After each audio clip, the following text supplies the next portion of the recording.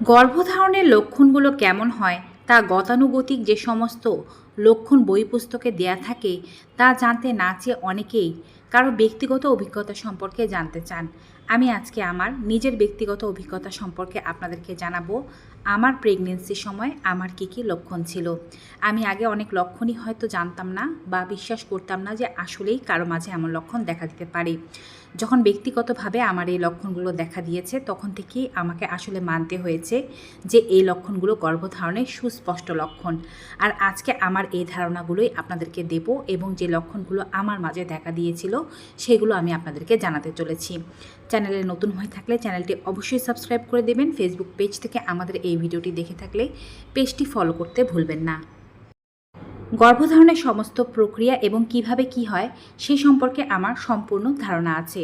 আমার মাসিক সাইকেল 30 দিনের, এর আগে আমার মাসিক হতে সাধারণত দেখা যায় না। মাসিকের আগে আমার কিছু কিছু লক্ষণ দেখা যায় যার মাধ্যমে বোঝা যায় যে এটি মাসিক হয়ে যাওয়ার লক্ষণ। তবে এবার গর্ভধারণ করার পরে আমি কিছু বিশেষ লক্ষণ দেখতে পেয়েছিলাম। সেই লক্ষণগুলো কি চলুন জানবো। মাসিক সাইকেল যদি কারো 30 দিনের হয় তার ওভুলেশন 15 বা 16 নাম্বার দিনে হওয়ার কথা, কিন্তু মাসিকের 10তম দিনেই আমার শরীরে এমন কিছু ওভুলেশনের লক্ষণ আমি দেখতে পাচ্ছিলাম যাতে আমার মনে হয়েছে হয়তো ওভুলেশন হবে। আর ওভুলেশন টেস্ট কিট আমি সবসময় বাসায় উপস্থিত রাখি। ওভুলেশন টেস্ট কিটের মাধ্যমে আমি টেস্ট করে দেখলাম ঠিকই আমার ওভুলেশন টেস্ট কিটে দুটো লাইন একেবারে গাঢ় এসেছে, মানে হয়তো আগামী দিন অর্থাৎ মাসিকের 11 নম্বর দিন অথবা 12 নম্বর দিন আমার ওভুলেশন হয়ে যাবে। আমি এই টেস্টটি রাতের বেলা করেছিলাম, তখনই এতটা ডিপ পজিটিভ রেজাল্ট এসেছিল। মাসিকের 11 নম্বর দিনেও আমি ওভুলেশন টেস্ট করেছিলাম, তখন ওভুলেশন টেস্ট কিটের দাগ একটু হালকা হয়ে এসেছে। তার মানে ওভুলেশনের যে হরমোন আছে সেটি কমে যাচ্ছে, কিছুক্ষণের মধ্যে ওভুলেশন হয়েছে বা হয়ে যাবে বলে এমনটা হয়েছে। আমার ধারণা আমার মাসিকের 11 বা 12 নম্বর দিনেই ওভুলেশন হয়ে গিয়েছিল। অবশ্যই তারপরে গর্ভধারণের ব্যাপারটি ঘটে। আমরা জানি ওভুলেশন হওয়ার প্রায় 6 থেকে 12 দিনের মাথায় ইমপ্লান্টেশন হয়। ইমপ্লান্টেশন বা যেটিকে আমরা গর্ভরোপণ বলে থাকি। ইমপ্লান্টেশন হওয়ার পরে কিন্তু বেশিরভাগ লক্ষণ দেখা যেতে শুরু করে।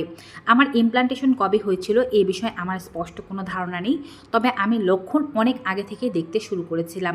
আপনারা জানলে অবাক হবেন, অনেকেই বলে পিরিয়ড মিস করার 7 দিন পরে প্রেগনেন্সি টেস্ট করলে সঠিক রেজাল্ট পাওয়া যায়, এবং এটিই সত্য, কারণ এক্ষেত্রে শরীরে হরমোন বেশি থাকে।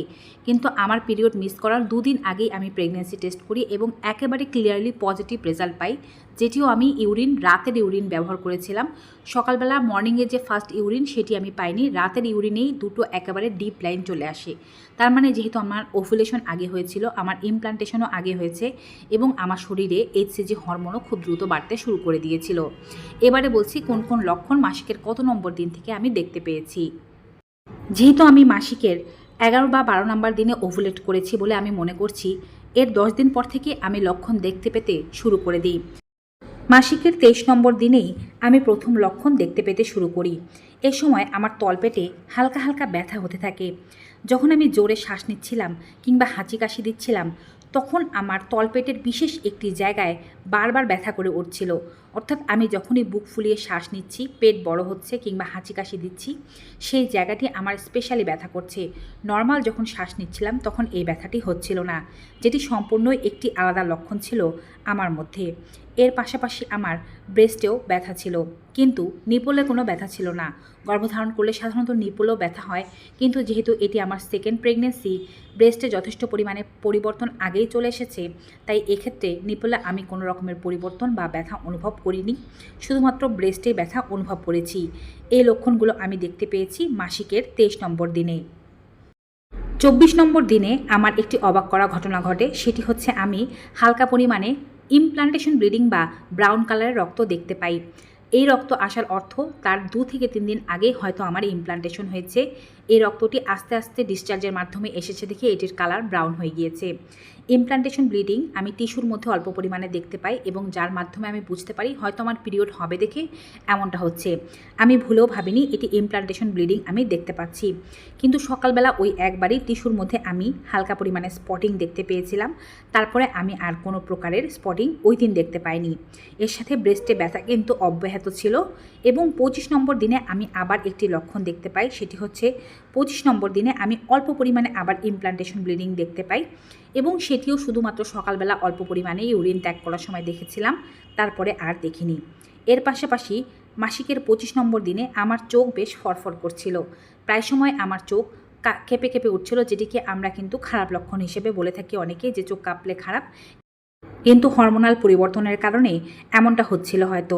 চোখ ফরফরের পাশাপাশি আমার ব্রেস্টে ব্যথা অব্যাহত হচ্ছিল, সেদিনও আমার ব্রেস্টে বেশ ব্যথা করছিল। এবং নতুন একটি লক্ষণ আমি দেখতে পাচ্ছিলাম, সেটি হচ্ছে খাবার খাওয়ার পরে আমার মুখ তেতো লাগছিল।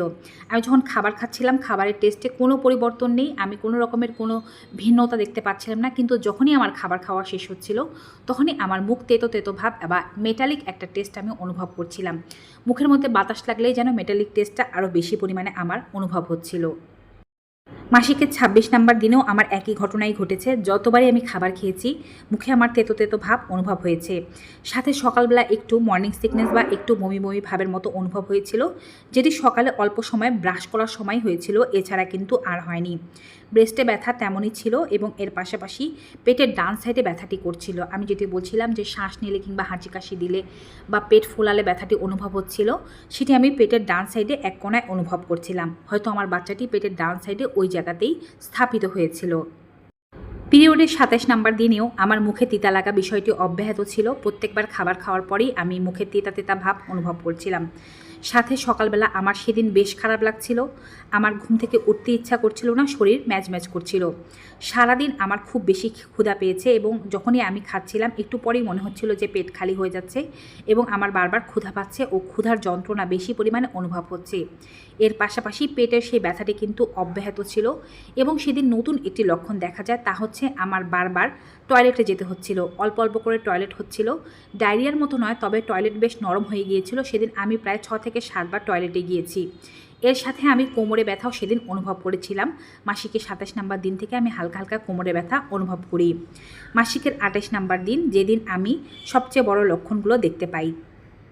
মাসিকের 28 নাম্বার দিনেও আমার মুখে ক্রমাগতভাবে তিতা ভাব অব্যাহত ছিল, অনেক বেশি বারবার ক্ষুধা লাগছিল। সেদিন আমার টক খেতে ইচ্ছে করছিল।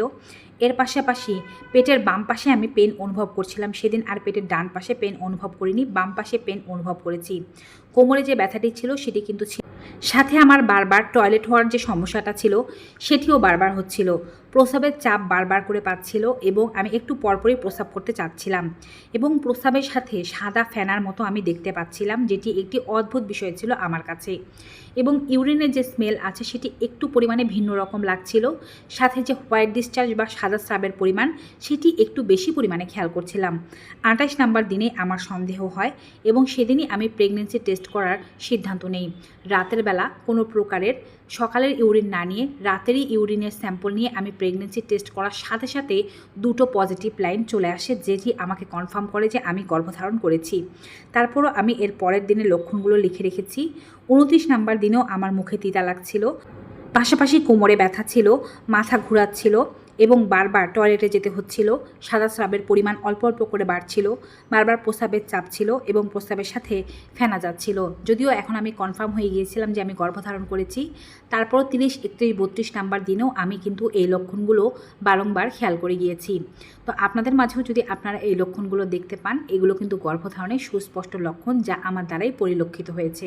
তো ভিউয়ার্স, আজকের এই ভিডিওটি কেমন লাগলো কমেন্ট বক্সে জানাবেন। কে কেমন লক্ষণ দেখতে পাচ্ছেন সেটিও কমেন্ট বক্সে জানাতে ভুলবেন না। আপনারা আমার প্রেগন্যান্সি সম্পর্কিত আরও অনেক ভিডিও চাইলে অবশ্যই কমেন্টে জানাবেন, আমি অবশ্যই আপনাদেরকে আপডেট দেওয়ার চেষ্টা করব। সবাই ভালো থাকুন, সুস্থ থাকুন, দেখা হবে নতুন ভিডিওতে নতুন উপকারী তথ্য নিয়ে। Till then, goodbye and take care.